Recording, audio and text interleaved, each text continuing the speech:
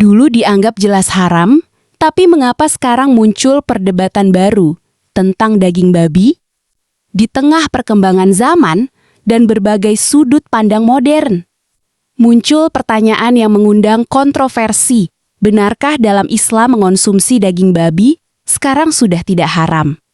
Dalam video ini, Ade Armando dan Ustadz Adi Hidayat beradu argumen, membahas hukum, tafsir, dan pandangan agama yang memicu banyak perdebatan. Apakah aturan itu bersifat mutlak atau ada konteks yang sering disalahpahami? Buka pikiranmu, karena diskusi ini akan menantang cara kamu melihat agama dan zaman modern. Soal pelarangan makan babi itu sendiri. Saya tahu bahwa mayoritas umat Islam di dunia percaya babi itu haram dimakan. Memang ada perdebatan tentang apakah yang dilarang hanyalah daging babi atau juga seluruh bagian tubuh babi. Tapi terlepas dari itu, saya tahu mayoritas umat Islam percaya babi itu haram.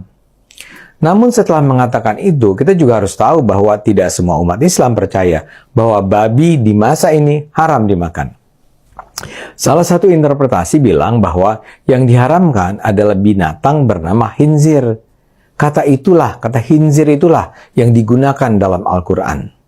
Khinzir itu tidak sama dengan babi ternak yang dijadikan makanan saat ini. Khinzir adalah hewan liar yang hidup di gurun Arab di masa Nabi Muhammad hidup dulu. Menyamakan khinzir dengan babi ternak adalah hasil interpretasi yang bisa diperdebatkan. Karena itu kalau khinzir diharamkan, tidak otomatis berarti babi ternak pun diharamkan. Tolong dicatat, saya tidak sedang mempromosikan makan babi ya.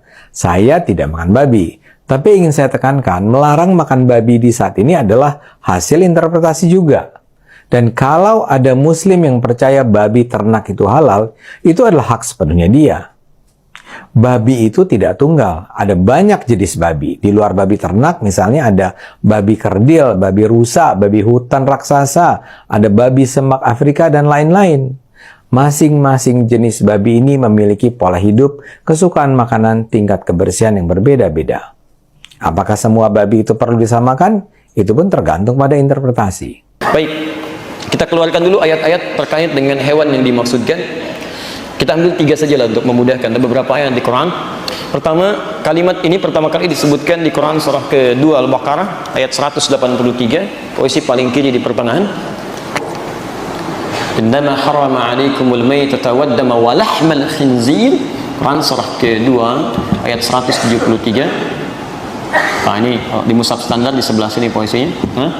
Kemudian kedua, di Quran surah ke-5 Al-Maidah ayat ketiga, posisi paling kanan pojok sebelah atas. Nih. Ya. Hurrimat 'alaikumul maitatu wad-damu wa lahmul khinzir. Jadi, dan yang ketiga bisa ditemukan juga di Quran surah ke-6. Tadi dibacakan di Imam Maghrib kita, tapi belum sampai ke ayat ini, ayat 145. Posisi paling kanan di pertengahan. Nih. Baik. Pertama, sepakat seluruh ulama bahwa hukum babi itu dihukumi haram. Jelas ya? Dihukumi haram. Ingat babinya kan? Dihukumi haram. Baik memakannya ataupun al-intifa' bihi. Ya, menggunakannya untuk kemanfaatan tertentu.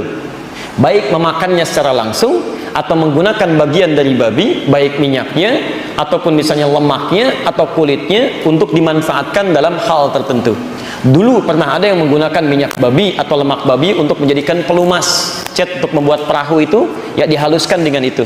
Ya, jadi semua perangkat yang melekat kepada babi maka disifati haram, baik memakannya ataupun penggunaan pemanfaatannya. Sepakat sampai sini? Baik.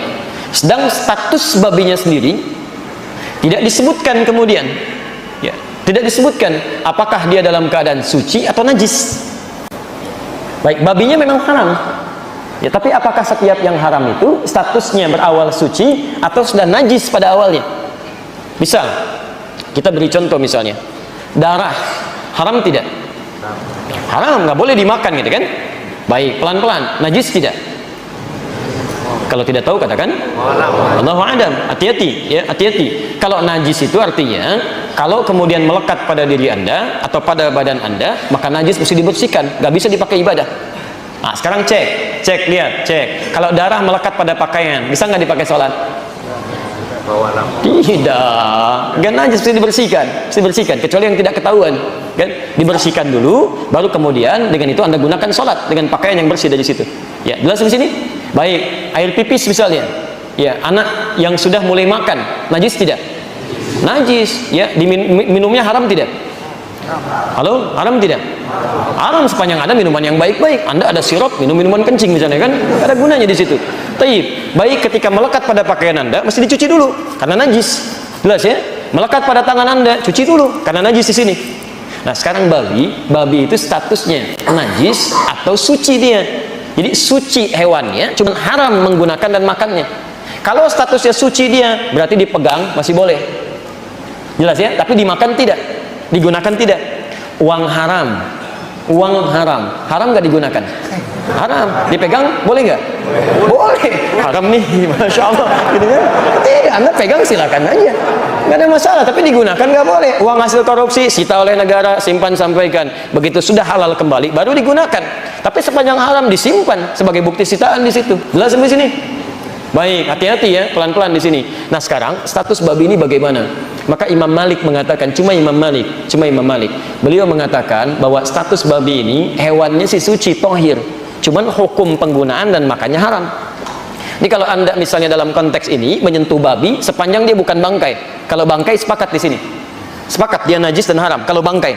Ini babi hidup ya, babi hidup. Misal ada orang tersentuh, ya, bukan sengaja menyentuh. Kalau sengaja menyentuh, ini nggak ada kerjaan juga gitu kan. Baik, misal tersentuh oleh dirinya gitu kan. Kalau pendapat Imam Malik itu dia tidak najis, walaupun hewannya haram. Pendapat Imam Malik. Tapi mazhab yang lainnya, 3 mazhab yang lainnya, baik itu Abu Hanifah dan Imam Asy-Syafi'i dengan Syafi'iyahnya, Imam Ahmad bin Hanbal dengan Hanbalinya, mengatakan babi itu tidak hanya haram tapi najis. Paham di sini? Najis. Artinya kalau itu disentuh atau tersentuh tetap terus dibersihkan dulu, dicuci. Paham di sini? Cuci seperti tadi air pipis yang dicuci, seperti darah yang dicuci, baru kemudian menjadi suci kembali. Tapi persoalannya, apakah najisnya mukhaffafah, ringan, atau mughalladhah, berat? Kalau najisnya berat, mughalladhah, dikiaskan kepada liur anjing. Ingat, bukan anjing ya, berbeda. Ada liur anjing, ada anjing. Kalau anjing itu anjingnya, kalau liur cuma liurnya. Yang najis pada anjing apanya? Liurnya. Jadi boleh nggak pegang anjing? Kalau tidak tahu katakan. Baik. Yang najis pada anjing apa ya? Liurnya. Boleh nggak megang anjing? Baik.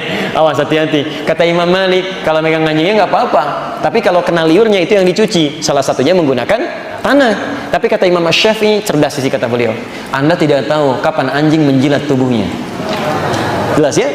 Kapan anjing menjilat tubuhnya. Jadi ketika anjing menjilat tubuhnya, Anda nggak bisa memastikan di sebelah mana. Makanya untuk berhati-hati kata Imam Syafi'i, beliau katakan anjing itu najisnya aini, seluruh tubuhnya mengandung najis karena dia bisa menjilat-jilat tubuhnya. Ketika Anda sentuh, mungkin bersamaan dengan itu air liurnya ikut ada di situ.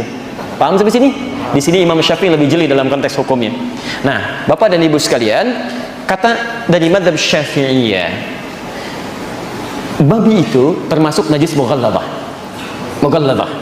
Jadi kalau tersentuh itu, maka dia harus dicuci. Yang salah satunya 7 kali cucian itu, salah satunya menggunakan tanah. Jelas di sini? Persis seperti membasuhnya tangan atau bejana yang terkena air liur anjing. Cuci dengan 7 basuhan, diantaranya salah satunya menggunakan tanah. Paham di sini? Sedangkan yang lainnya selain Syafi'iyah memandang bahwa tidak tepat mengkiaskan babi dengan liur anjing karena berbeda di sini. Beda.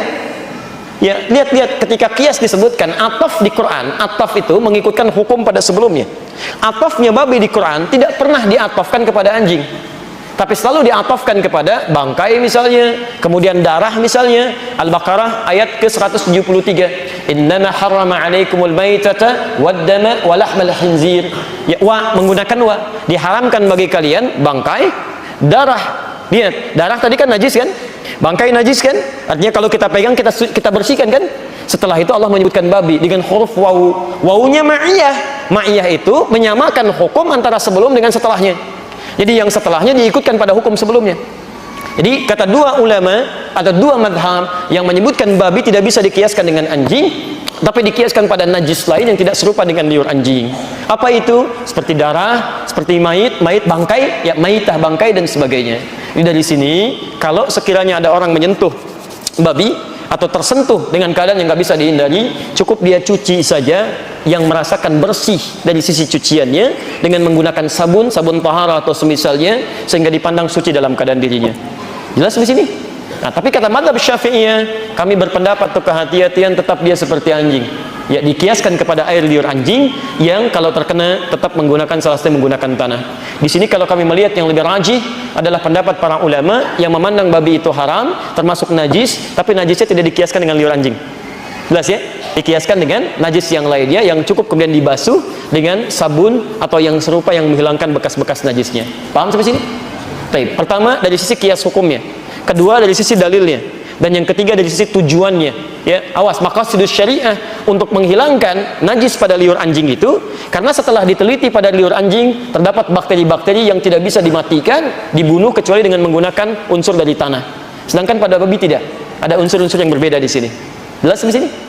Baik ya. Jadi ini diantaranya. Anjing bahasa Arabnya apa?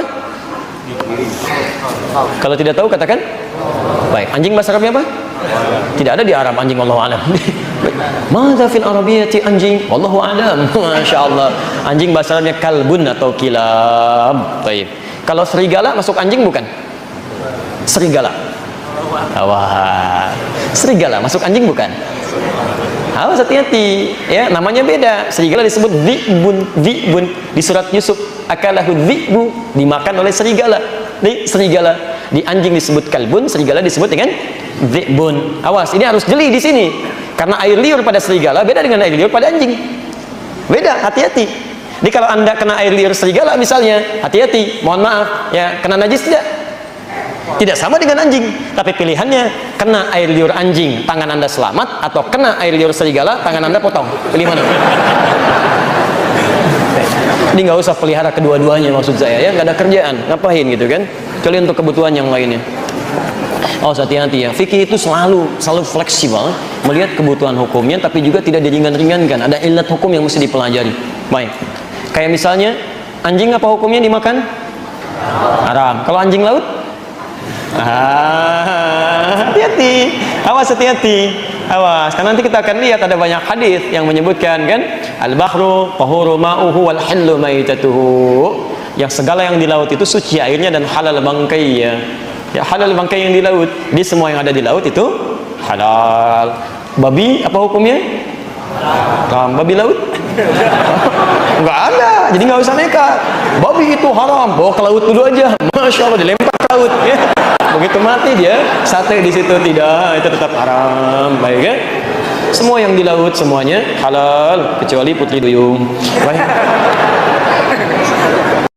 Perbedaan pendapat mungkin tidak selalu menghadirkan jawaban yang sama, namun selalu membuka ruang untuk memahami lebih dalam tentang hukum mengonsumsi daging babi dalam Islam. Jawabannya kembali pada pemahaman, penafsiran, dan keyakinan yang diakini masing-masing. Yang terpenting bukan hanya memperdebatkan benar atau salah, tetapi belajar memahami sebelum menghakimi. Teruslah mencari, karena pemahaman lahir dari keberanian untuk berpikir dan mendengar.